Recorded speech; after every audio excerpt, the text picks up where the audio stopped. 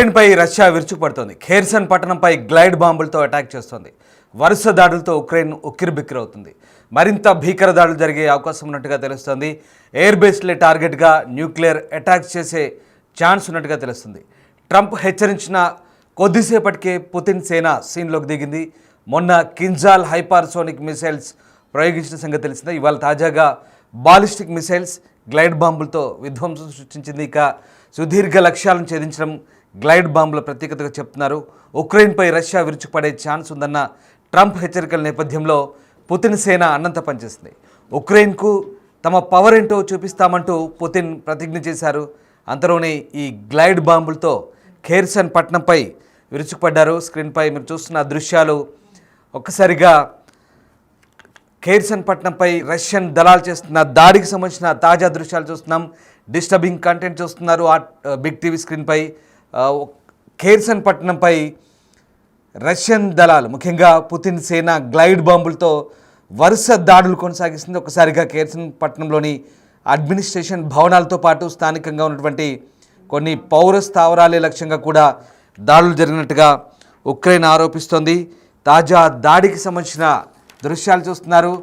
Glide బాంబుల రూపంలో అత్యంత శక్తివంతమైన అత్యంత ఆధునిక సాంకేతిక పరిజ్ఞానం కలిగినటువంటి గ్లైడ్ బాంబుల్ని ఉక్రెయిన్ ఖేర్సన్ పట్టణంపై పుతిన్ సేనలు జారవిడిచాయి. ఈ నేపథ్యంలో ఒక్కసారిగా దాడితో ఆ ప్రాంతమంతా కూడా దద్దరిల్లిన పరిస్థితి కనబడుతోంది. డ్రోన్లతో కూడా విరుచుకుపడ్డ పరిస్థితి కనబడుతోంది. పదుల సంఖ్యలో గాయపడ్డట్టుగా తెలుస్తుంది. ప్రభుత్వ భవనాలన్నీ కూడా పూర్తిగా నేలమట్టమైన పరిస్థితి కనబడుతుంది. దక్షిణ ఉక్రెయిన్ నగరమైన ఖేర్సన్పై రష్యా 4 గ్లైడ్ బాంబులను ప్రయోగించిందని, ప్రభుత్వ భవనాలు పూర్తిగా దెబ్బతిన్నాయని తెలుస్తుంది. 2 వ్యక్తులు గాయపడ్డట్టుగా కూడా స్థానిక అధికారులు చెప్తున్నారు. అయితే గాయపడ్డ వారి సంఖ్య డజన్ల కొద్దీ ఉన్నట్టుగా తెలుస్తోంది. ఇక ఖేర్సన్ ప్రాంత గవర్నర్ ఒలెక్సాండర్ ప్రోపడిన్ చెప్తున్న వివరాల ప్రకారం దాడులు జరిగిన తర్వాత పరిణామాలకు సంబంధించిన ఫుటేజ్ని ఆయన పోస్ట్ చేశారు. సోషల్ మీడియాలో ప్రస్తుతం ఆ దృశ్యాలు దర్శనమిస్తున్నాయి. ఇక అనేక ఎత్తైన భవనాలను కూడా గ్లైడ్ బాంబులు ధ్వంసం చేసినట్టుగా కనబడుతుంది. అలాగే ముఖ్యంగా పరిపాలనా భవనం పైభాగంలోని ఒక పెద్ద భాగం వీడియోలో కనిపించకుండా పోయినట్టుగా మనకు ఆ దృశ్యాలను బట్టి అర్థమవుతుంది. దాదాపుగా 4 KABలు ఎగిరినట్టుగా చెప్తున్నారు. అంటే ఇవి గ్లైడ్ బాంబుల కోసం ఉక్రేనియన్ పదబంధాన్ని ఉపయోగించి రాశాడు. అంటే డ్రోన్లను వినియోగించి ఈ గ్లైడ్ బాంబులను ఆ ప్రాంతంలో జారవిడిచినట్టుగా తెలుస్తోంది. సోవియట్ కాలం నాటి మందుగుండు సామాగ్రి దాదాపు 1500 కిలోల వరకు పేలుడు పదార్థాలను మోసుకెళ్లగల సామర్థ్యం కలిగినటువంటి గ్లైడ్ బాంబుల్ని తాజాగా రష్యా ఉక్రెయిన్పై ప్రయోగిస్తున్నట్టుగా తెలుస్తుంది. ఉక్రెయిన్ ఆపరేషన్ స్పైడర్ వెబ్కు రష్యా అధ్యక్షుడు వ్లాదిమిర్ పుతిన్ స్పందిస్తారని అమెరికన్ ప్రెసిడెంట్ డొనాల్డ్ ట్రంప్ హెచ్చరించిన కొద్ది గంటల్లోనే ఇటు ఇద్దరు నాయకులు నిన్న దాదాపు 1:15 నిమిషాల పాటు ఫోన్లో మాట్లాడుకున్నారు. తాజాగా జరిగిన ఈ దాడులు ఒక్కసారిగా ఖేర్సన్ పట్టణంలో విధ్వంసాన్ని సృష్టించాయి. డిస్టర్బింగ్ విజువల్ చూస్తున్నారు. బిగ్ టీవీ డిజిటల్ ఎక్స్క్లూజివ్ ఫుటేజ్ని మీరు చూస్తున్నారు. గత వారాంతంలో జరిగిన సాహసోపేతమైన ఉక్రెయిన్ డ్రోన్ దాడిలో మాస్కో బాంబర్ జెట్ల సముదాయంలో దాదాపుగా 30% వరకు కూడా పూర్తిగా తుడిచిపెట్టిపోయినందుకు రష్యా తీవ్రమైన ప్రతీకార దాడులు ఉంటాయంటూ ఇప్పటికే ట్రంప్ హెచ్చరించిన నేపథ్యంలో ఒక్కసారిగా ఈ దాడులు అయితే కొనసాగుతున్నాయి. మరోవైపు ఇటు రష్యా అలాగే ఉక్రెయిన్ ఈ రెండు కూడా పరస్పరం శాంతి చర్చల కోసం ఇటు తుర్కీ వేదికగా జరుగుతున్నటువంటి చర్చలు మాత్రం ప్రతిష్టంభన కొనసాగుతుంది. కేవలం 1000 మంది సైనికులకు సంబంధించి అప్పగింత విషయం మాత్రమే వారిద్దరి మధ్య చర్చకు వచ్చినట్టుగా తెలుస్తుంది. అయితే ఈ ఇరువురి మధ్య శాంతి చర్చలకు ఒక పక్క ప్రయత్నాలు జరుగుతుంటే మరో పక్క పరస్పరం దాడులైతే కొనసాగుతున్నాయి. టర్కీ మధ్యవర్తిత్వంలో రెండోసారి 2 దేశాల ప్రతినిధుల మధ్య శాంతి చర్చలు జరిగిన గంటలోనే ఎటు తేలకుండా మిగిలిపోయాయి. దీంతో కాల్పుల విరమణ ప్రసక్తి లేకుండా యుద్ధ ఖైదీల మార్పిడిపై మాత్రం ఒప్పందం కుదుర్చుకున్న వేళ ఇక ఈ చర్చలకు 24 గంటల ముందు రష్యాపై ఉక్రెయిన్ ప్రయోగించిన వందలాది డ్రోన్లు గత ఆదివారం రష్యా సైనిక స్థావరాలు 5 భారీ విధ్వంసాన్ని కలిగించాయి. దీంతో రష్యా ప్రతీకార దాడులకైతే దిగుతుంది. ప్రధానంగా రష్యా అత్యాధునిక సాంకేతిక పరిజ్ఞానాన్ని ఉపయోగించి డ్రోన్లు మిసైల్తో విరుచుకుపడుతున్న పరిస్థితి కనబడుతుంది. ఒకసారి స్క్రీన్పై దృశ్యాలు చూడొచ్చు. ఖేర్సన్ పట్టణం యొక్క ప్రధాన పరిపాలనా భవనాలన్నింటినీ కూడా పూర్తిగా విధ్వంసం చేస్తున్న దృశ్యాలు మనకు కనబడుతూ ఉన్నాయి. గ్లైడ్ బాంబులతో దాదాపు 1500 కిలోల మందుగిండు సామాగ్రిని మోసుకెళ్లే సామర్థ్యం కలిగినటువంటి గ్లైడ్ బాంబర్లతో ఒక్కసారిగా ఆ ప్రాంతాన్ని అంతా కూడా విరుచుకుపడుతున్న పరిస్థితి కనబడుతుంది. ఇక రష్యా 2 సార్లు ఉక్రెయిన్పై బాంబుల వర్షం కురిపించింది మొన్న చర్చలకు ముందు. అయితే పరస్పరం ఈ దాడుల పరిణామాలు ఎంతవరకు వెళ్తాయనేది మాత్రం ఉత్కంఠగా మారుతున్న పరిస్థితి కనబడుతుంది. ఈ 2 దేశాల మధ్య రోజు రోజుకు ఉద్రిక్తతలు పెరుగుతున్న వేళ ఇక ఉక్రెయిన్ అధ్యక్షుడు జెలెన్స్కీకి మొదటి నుంచి కూడా ఐరోపా దేశాలు అండగా నిలుస్తున్నాయి. రష్యా దూకుడుపై ఆగ్రహంతో ఉన్న పరిస్థితి కనబడుతుంది. మరోవైపు అమెరికా అధ్యక్షుడు ట్రంప్ ఎంత నచ్చ చెప్పినా ఇటు రష్యా అధ్యక్షుడు పుతిన్ కానీ అటు జెలెన్స్కీ కానీ ఇద్దరు వినని పరిస్థితి కనబడుతూ ఉంది.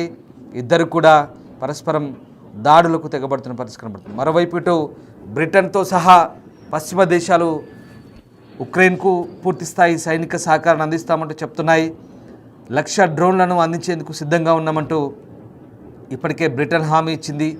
ఆ దేశానికి ఇచ్చే 4.5 బిలియన్ పౌండ్ల మిలిటరీ మద్దతులో ఈ 350 మిలియన్ పౌండ్ల డ్రోన్ ప్యాకేజ్ కూడా భాగమంటూ చెప్తున్న పరిస్థితి కనబడుతుంది. ఇక ఉక్రెయిన్ డ్రోన్లు రష్యాలోని 41 బాంబర్ విమానాలను ధ్వంసం చేసిన తర్వాత రష్యా పూర్తి స్థాయిలో ప్రతీకార దాడులకు సిద్ధమవుతుంది. అవసరమైతే న్యూక్లియర్ వార్ కూడా వెనుకాడబోమంటూ రష్యా హెచ్చరిస్తున్న నేపథ్యంలో ఇటు పశ్చిమ దేశాలు అమెరికాతో సహా పశ్చిమ దేశాలు ఆందోళన వ్యక్తం చేస్తున్న పరిస్థితి కనబడుతోంది.